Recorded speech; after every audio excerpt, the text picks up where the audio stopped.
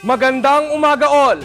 Mga maiinit na balita, mga isyong napapanahon, mga up-to-date na kaganapan sa loob at labas ng bansa, ihahatid namin sa inyo.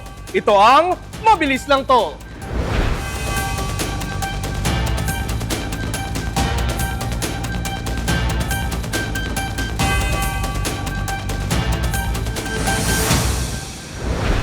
News update muna, naghain ang kampo ni Senator Jinggoy Estrada ng motion for reconsideration sa Sandigan Bayan matapos tanggihan ng korte ang kanyang hiling na makapagpiyansa kaugnay sa kaso nitong plunder sa mga anomalyang flood control projects.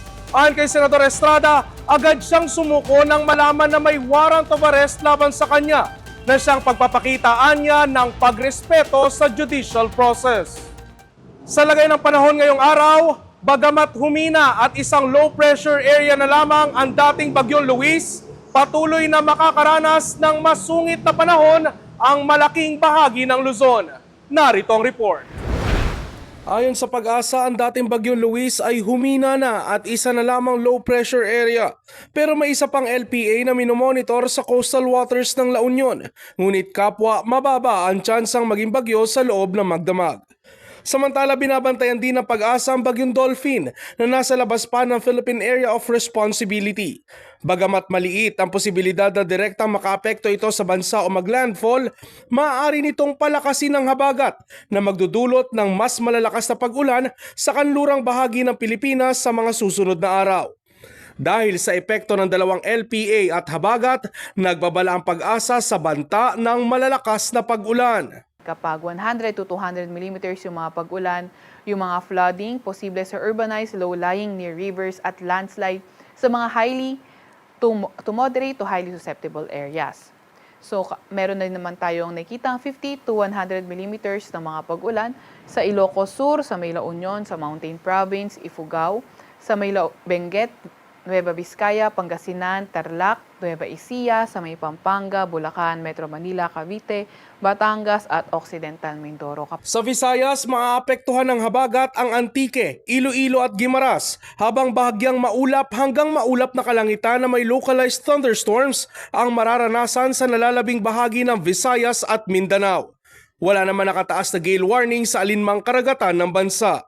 Kaugnay niyan, dahil sa masamang panahon, suspendido ang klase ngayong Martes sa ilang lalawigan sa Luzon. Kabilang dito ang Benguet, Pangasinan, La Union, Tarlac, Bataan, Nueva Ecija at Cavite. Mayroon ding mga suspensyon sa ilang piling lugar sa Isabela, Quirino, Bulacan, Nueva Vizcaya at Pampanga. Ayon naman sa datos ng NDRRMC sa nagdaang Bagyong Luis, mababa lang ang pinsala nito at walang naitalang mga nasawi o nasaktan. Mababa rin ang bilang ng mga apektadong pamilya sa 6,316 at wala ring ulat ng mga paglilikas.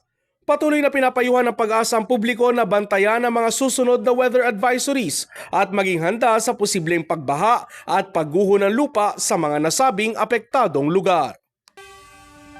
Sa ibang balita, magsasagawa ng 3 araw na tigil pasada ang ilang transport groups para malaman kung ano ang isasagot ng palasyo sa panawagan nilang dagdag pasahe sa jeep.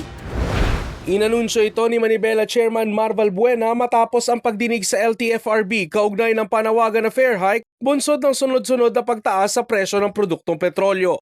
Ayon kay Valbuena, magsisimula ang tigil pasada sa August 10 hanggang August 12. Magkita-kita tayo! Opisyal na nating pinapahayag sa Lunes, sa susunod na Lunes, August 10, 11, 12, transport strike ng lahat ng panlupang transportasyon, hindi lamang ang mga jeepney, UB Express, motorcycle taxi, ay makakasama po natin ang taxi at ang DNBS. Matagal na tayong abing-abi, matagal na tayong pinahihirapan itong oil price hike na ito, na ang kasagutan sana ay fair increase. Pero wala tayong makuha. Para naman sa grupong Angat Kooperatiba at Korporasyon ng Alyansang Pilipino para sa Modernisasyon o AKAPMO, hindi na nila kayang tiisin kung kailan ibibigay ang pisong dagdag pasahe sa mga tsuper. Piso na sana magtatawid sa aming kabuhayan. Piso na sana hindi tayo aabot sa sukdulan. Isang buwan pa ninyo pag-aaralan yan. Isang buwan pa ba kami magtitiis? Isang buwan pa ba namin yan aantayin? Mula Marso, 6 na buwan na kaming nag-aantay ng inyong sagot. Siguro naman, katwiran na ito para sa bayanan. Ayon naman sa LTFRB, sinabi ni Chairman Vigor Mendoza na hindi maaaring ipagkaloob ang hinihiling na 10 pisong provisional fare increase ng grupo ng transportasyon dahil wala pang datos mula sa gobyerno na sumusuporta sa nasabing panukala. Idinagdag ni Mendoza na mangangalap ang LTFRB ng impormasyon mula sa Department of Economy, Planning and Development o DepDev at Department of Labor and Deployment o DOLE upang matukoy kung magkano ang maaaring ipatupad na dagdag pasahe, kung meron man, para sa mga operator ng pampublikong transportasyon. Kaugnay niya, nagkasa ng protesta ang iba't ibang labor group sa Pasig City Hall of Justice at opisina ng DOLE sa Maynila. Nagsampa rin sila ng motion for intervention para makasali sa mga pagdinig sa suspensyon ng pagpapatupad ng 85 pesos na aumento sa minimum wage sa Metro Manila. Si Labor Secretary Francis Tolentino humarap pa sa mga nagpoprotestang tumutuligsa sa kanya. Mabilis na balitang hatid ni Michelle Guilliam. Nagtipo ng iba't ibang labor group sa labas ng DOLE Central Office sa Intramuros, Maynila para ipahayag ang kanilang labis na pagdismaya sa pagkaantala ng 85 pesos na dagdag sa arawang sahod ng mga minimum wage earners sa National Capital Region. Sa gitna ng protesta, humarap mismo si Labor Secretary Francis Tolentino at nakipag-usap kay Luke Espiritu, presidente ng grupong Bukluran ng Manggagawang Pilipino. Pero pag wala ho talaga yung jurisdiction, pwede kong sabihin ng Department of Labor, ay hindi kami susunod yan, wala kang power mag-issue ng TRO eh. Itutuloy namin ng 85 pesos. Pwede kong 85 Ang gusto mo ako mag-desisyon. Ako po, sa koping ko na 1.5 to. Pero para baka sumala tayo ron. Epektibo sana ang unang tranche ng aumento sa sahod noong July 25 matapos itong aprobahan ng Regional Tripartite Wages and Productivity Board sa NCR. Pero naudlot yan na maglabas ang Pasig Regional Trial Court Branch 152 ng 20-day temporary restraining order dahil sa petisyon ng dalawang construction companies. Giit ni Tolentino, suportado ng DOLE ang wage hike. Pero ang issue ngayon ay kung may jurisdiction ba ang Pasig RTC sa paglabas ng TRO. Ako po ay kakampi ninyo sa tripartisan. Ako po ay kakampi nyo sa pag-angat ng sweldo. Sa DOLE nga nangyari yun. Suportado rin ng Malacanang ang panawagan na maalis ang TRO. Lumalabas po kasi na ang dapat na naging remedyo ng sino man na sanang may concern dito ay nagsampa ng apila sa sa Regional Tripartite Wages and Productivity Board, no, ipa-file ito ng apila at hindi sana sa korte. Habang nagaganap ang protesta sa DOLE, may hiwalay namang pagkilo sa mga labor groups sa labas ng Pasig City Hall of Justice. Naghain din sila ng motion for intervention para makalahok sa mga pagdinig. Sigaw nila, hindi sa korte dapat dumulog ang tutol sa wage hike, kundi sa pamamagitan ng pag-apela ng wage order sa National Wages and Productivity Commission. Michelle Guilliam para sa All TV News, Channel 2. At sa sports balita, kampiyon si Pinay tennis sensation Alex Ayala matapos talunin si Jessica Pigula sa finals ng DC Open. Gumawa rin si Ayala ng kasaysayan bilang unang Pilipinong nakakuha ng WTA Tour title. Mabilis na balitang hatid ni Enzo Laca.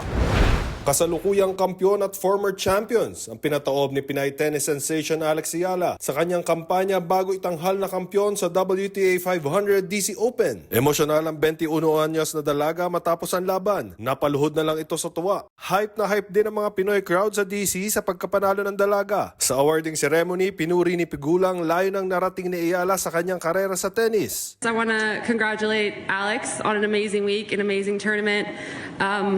I don't know how much more I can say, but you're an amazing player, and just to see how far you've come over the last couple years when we first played, to see the amazing fans that follow you every single place you go. It's not fun to play against, but I do appreciate the really fun atmosphere. I do. Standing ovation ang binigay ng DC crowd sa speech ni Ayala matapos ang laban. Standing here in the middle of all this love, my first chance at the title, knowing it won't be my last, and already having achieved this feat and this milestone for my career, I knew that whatever would have happened after this match, it would have already been a win for me. So thank you to all my supporters, especially the Filipino community here in DC and back home and wherever you are in the world. I really, guys, I feel all the love. Maraming salamat, mga kababayan. Maraming salamat. $252,000 o katumbas ng 15 million pesos ang napanalunan ni Iyala sa nasabing torneo. Samantala, binati rin ni Pangulong Bongbong Marcos ang pagkapanalo ni Iyala sa torneo. Enzo Lacap, All TV News, Channel 2. Susunod, impeachment court pinayagan ang hiling ng dalawang bangko na i-extend ang pagpasa ng financial records ni VP Sara. Umano'y mga irregularidad sa paggamit ng confidential funds ng OVP lumutang sa impeachment trial. Alamin yan sa pagbabalik ng Mabilis Lang To.